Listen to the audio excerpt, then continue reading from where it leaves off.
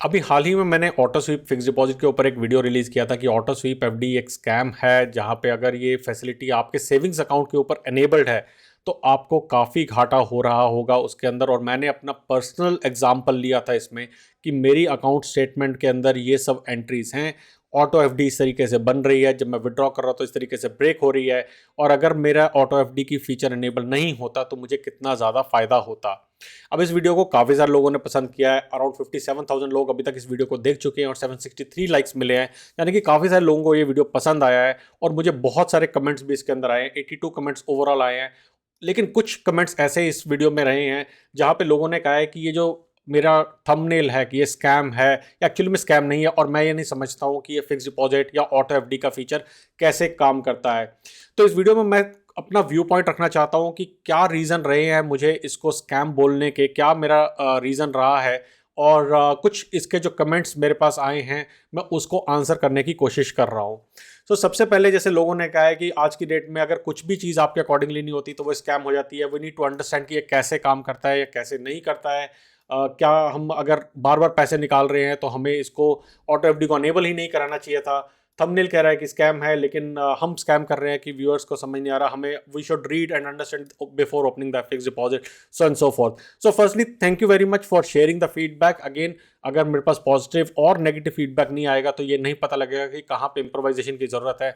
But let me give you a bit of a background. मेरे पास 18+ years का industry experience है, और मेरा 18+ ईयर्स ऑफ एक्सपीरियंस बैंकिंग से रिलेटेड इंडस्ट्रीज में ही रहा है। So I understand these concept very very well.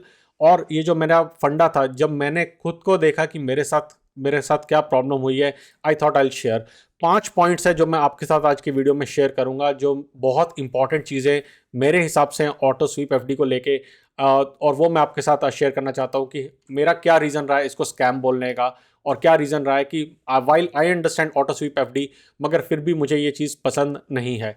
सबसे पहली चीज़ है, for many accounts it gets created as default. आपने अकाउंट करने जा रहे हो बैंक में ओपन, आप सेविंग्स अकाउंट ओपन कर रहे हो, और बाय डिफॉल्ट यहाँ पे आपके पास ऑप्शन दे दी जाती है। या तो आपको पता होता है या नहीं पता होता है, लेकिन वहाँ पे टिक हो जाता है कि आपको बेनिफिट मिलने वाला है। और अगेन, अगर आप कमेंट सेक्शन में जाके देखेंगे तो वहाँ पे लोगों ने ये लिखा हुआ है कि उनका अकाउंट अपने आप ही ओपन कर दिया गया था। यहाँ पे एसबीआई ने अपने आप ऑटो स्वीप लगा दिया है, और हर महीने के 5 तारीख को ऑटो स्वीप हो जाता है। रिक्वेस्ट करने पर भी इसको रिमूव नहीं करते हैं।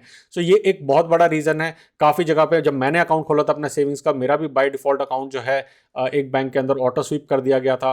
और उसके कारण ये जो चीज़ है मुझे एक प्रॉब्लमेटिक लगती है, और इसी कारण से मुझे एक स्कैम लगता है कि you should not enable this by default, you should give people an option. Second point है कि जब मैं इसको डिसेबल करने जाता हूं तो भी मेरे को एक बहुत बड़ी परेशानी है। जिस दिन मैंने ये वीडियो रिलीज किया था, मैं अपने 2 बैंक्स में गया था, आईसीआईसीआई बैंक में और स्टैंडर्ड चार्टर्ड बैंक में। अराउंड 29-30 दिसंबर की बात है, तो सॉरी 29-30 नवंबर की बात है। मैं दोनों बैंक्स में गया था, और दोनों बैंक्स में मैंने रिक्वेस्ट दी थी कि मुझे ये ऑटो स्विप की फैसिलिटी नहीं चाहिए, आप इसे डिसेबल कर दीजिए। दोनों बैंक्स में अभी तक, और आज 17 दिसंबर हो गई है, अभी तक ये फैसिलिटी डिसेबल नहीं हुई है। जो भी transactions in the mean time हुई है, जो भी मेरा अमाउंट उसके अंदर आए हैं, उसकी ऑटोमेटिकली एफडी अभी भी बन रही है। आज मैं फिर से फॉलोअप करके आया हूँ बैंक में, आईसीआईसीआई कह रहा है हमने दोबारा रिक्वेस्ट कर दी आपकी प्रोसेस, और आपका डिसेबल हो जाना चाहिए। और स्टैंडर्ड चार्टर्ड मुझे कह रहा है कि आपकी request because of lesser number of people अभी भी हमारी प्रोसेस नहीं हुई है, 1 हफ्ता और लगेगा। Who is going to pay for this particular जो डिले हो रहा है उसके कारण, the loss that I am facing, who will pay for it? I have to pay for it, bank is not going to pay for it. So इसको disable करने का process भी आसान नहीं है। It is not a straightforward कि अगर FD बनानी है तो मैं ऑनलाइन की एफडी क्रिएट कर दी, एफडी ब्रेक करनी है तो मैंने ब्रेक कर दिया।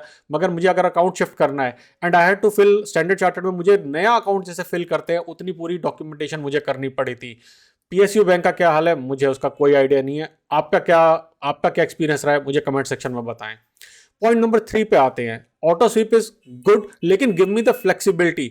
आई don't have ease of changing my threshold limit. अब फॉर एग्जाम्पल मेरी सैलरी इसके अंदर आती है, अगर मेरी सैलरी मैं मानता हूँ 1 महीने की 1 लाख रुपए आती है, मुझे पूरे महीने में कुछ कुछ खर्चे करने हैं, और मुझे मालूम है कि मेरी सैलरी में से पर मंथ सिर्फ 10,000 रुपए ही अगर मैं बचा पाऊंगा, बाकी 90,000 के फॉर एग्जाम्पल मुझे एक्सपेंसिस करने हैं, तो मैं अपनी लिमिट को 10,000 रुपए नहीं रखूंगा कि 10,000 से ऊपर वाले अमाउंट के ऊपर फिक्स डिपॉजिट बन जाए।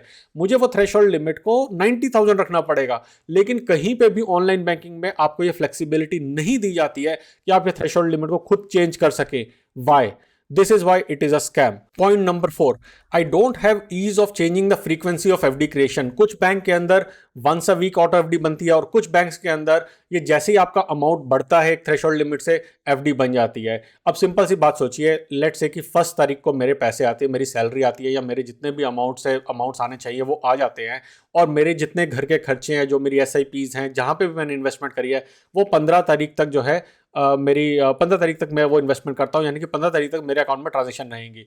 लेकिन 1 तारीख को पैसे आते हैं, दूसरी तारीख को ऑटो एफडी बन जाती है, और जैसे मैं पैसा निकालता रहता हूँ वैसे वैसे ऑटो एफडी टूटती रहती है और मेरा इंटरेस्ट का लॉस हो जाता है वहाँ पे। Why do they not give me the flexibility कि मैं अपनी एफडी लेट से हर महीने की 25 तारीख को बनाऊँ? उनको मैंडेट क्यों करना है? और ये सारे के सारे फीचर सॉफ्टवेयर में अवेलेबल है, तो यूजर को या फिर एंड कस्टमर को क्यों ये फ्लेक्सिबिलिटी नहीं दी जाती है कि वो अपने हिसाब से फ्रीक्वेंसी चूज करे? मुझे हर हफ्ते बनाना है, हर महीने बनाना है, साल में एक बार बनाना है, नहीं बनाना है? मुझे मेरे हाथ में वो कंट्रोल दो, मेरे हाथ में वो फ्लेक्सिबिलिटी दो कि ऑटो स्वीप एफडी में आपको हमने फैसिलिटी दी है और ये सारे पैरामीटर आप कन्फिगर कर सकते हो। Your software allows that. Point number 5, why it is a scam. I can't choose the default duration of my fix deposit. जब भी मैं फिक्स डिपॉजिट ओपन करने जा रहा हूँ, जो ऑटो एफडी से ओपन हो रही है, बाय डिफॉल्ट वो 1 साल की ओपन हो रही है। अब टिपिकली आपने बैंक्स में देखा होगा कि 1 साल की ड्यूरेशन की एफडी का एक पर्टिकुलर इंटरेस्ट रेट मिल रहा है, लेकिन 1 साल से थोड़ा सा टाइम ज्यादा करते हैं। किसी केस में 370 दिन, किसी केस में 390 दिन, किसी केस में 400 दिन का। वहां पे आपको इंटरेस्ट रेट सिग्निफिकेंटली हाई मिलता है। कई कई केसेस के अंदर आपको 0.5% का एक्स्ट्रा इंटरेस्ट रेट मिलता है। तो मुझे ये फ्लेक्सिबिलिटी क्यों नहीं मिलती है कि मैं जब एफडी क्रिएट कर रहा हूँ या बाय डिफॉल्ट एफडी क्रिएट हो रही है, बाय डिफॉल्ट 400 दिन की क्रिएट करो, बाय डिफॉल्ट 1 साल की क्यों करनी है? बाय डिफॉल्ट 2 साल की एफडी क्रिएट करो, बाय डिफॉल्ट 3 साल की एफडी क्रिएट करो।